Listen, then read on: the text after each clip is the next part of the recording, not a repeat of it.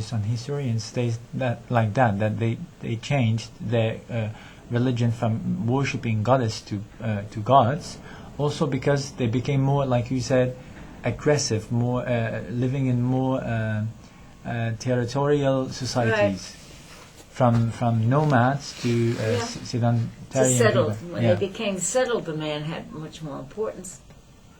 So what do you think about that? Because under the nomadic and the older Bedouins, the women were allowed to go anywhere they wanted. They weren't covered up. They may have worn a headscarf because of the sun. They didn't wear veils. They did business with men. They did the wheeling and dealing of the selling of the animals. The husband wasn't here. The man was welcome. Tea was made for the man in the tent, and business was discussed. When religion came along, because Bedouins were not religious, they were the last people to take religion, and they took Christianity first. A lot of the Bedouin, the big families here in Jordan were Bedouin Christians originally. So when religion came along and all the religions started, then Islam came along, and Islam had copied from the old Jewish, the Orthodox Jewish religion. The idea of one God, the idea of women was copied from them.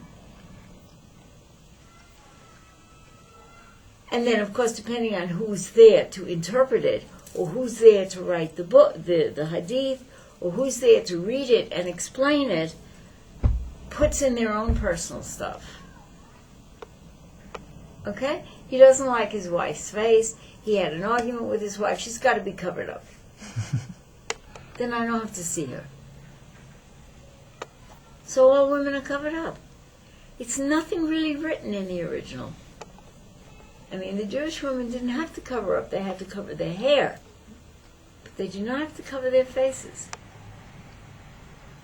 So it depends on who is around at the time that will speak like this.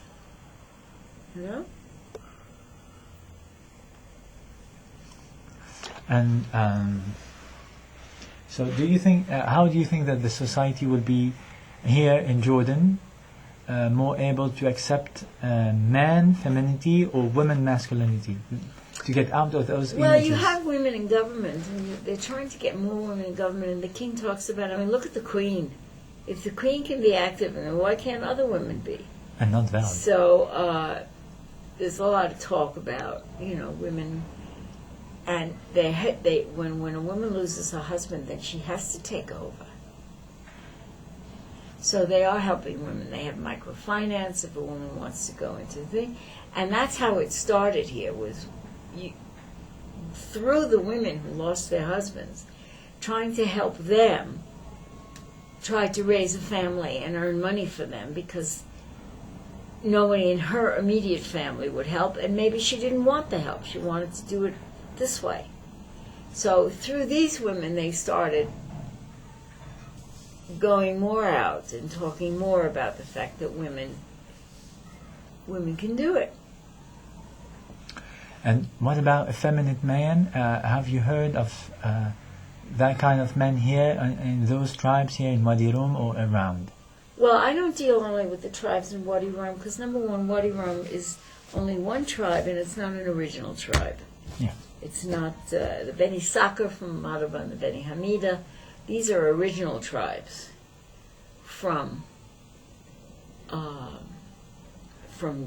Jordan. They're all part of the Hawatat. The Zalabia and the Zweida, which is Wadi Rum and Disi, which is this area, were under the protection of the Hawatat. They asked if the Hawatat would protect them and they could become part of that family. But they were originally, the original ones, which was Tefala's father, were from Saudi. Okay? And they came here, fed their animals, and then they went back.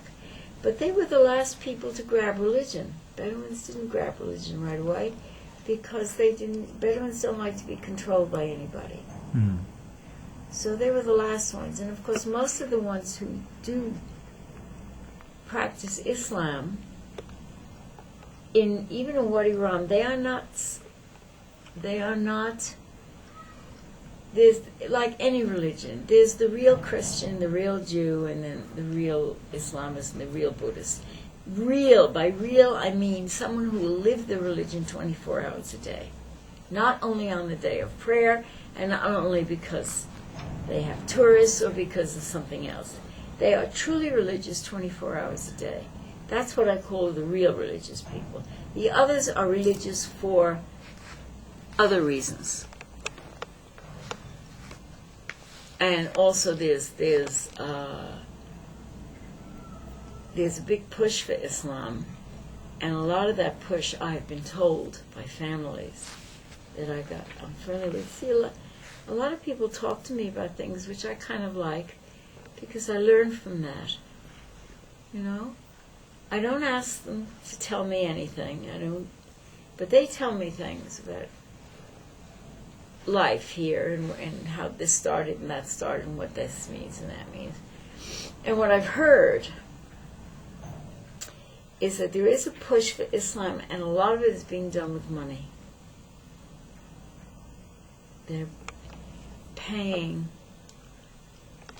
The original push came from Iran under Khomeini, and they were paying families money to behave as strict Muslims.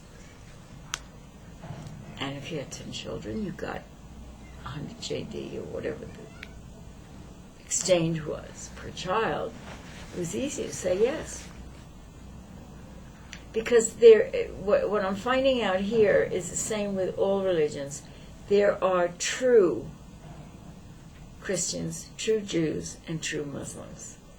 People who really practice this every single day of their lives, 24 hours a day. And the original, from the original time.